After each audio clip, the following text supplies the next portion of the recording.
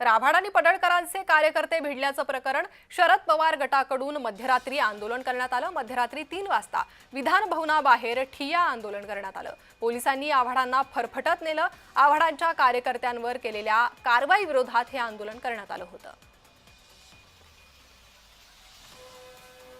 मारणारा पुढे मारणारे 5-5 जण मारतायत आणि तुमचे पोलीस त्याला वडापाव काय घेऊन जातायत, त्याला तंबाखू मळून काय देतायत। चव्हाण नावाचे इन्स्पेक्टर येते, कुठे आहेत ते चव्हाण? कुठे आहेत चव्हाण? आमच्याकडे व्हिडिओ आहे, आम्ही दाखवतो व्हिडिओ। म्हणजे एवढी सरबर आहे, एवढा सत्ता। अरे आम्ही आंदोलनालाच कार्यकर्ते आहोत, लहानपणापासून हेच धंदे केले आम्ही। दरम्यान या राड्यानंतर आव्हाडांनी ट्विट केलेलं आहे, पाहूयात। आव्हाडांचं हे ट्विट: पडळकरांच्या गुंडांनी माझा कार्यकर्ता नितीन देशमुखला विधान भवनात मारहाण केली।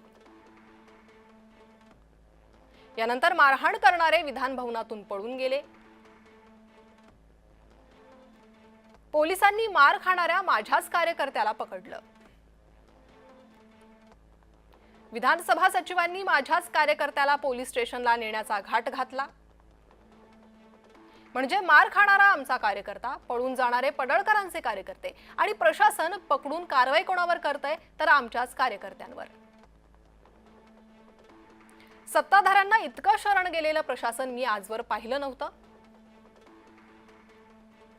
या अधिकाऱ्यांकडे आत्मसन्मान नावाची गोष्टच नाही।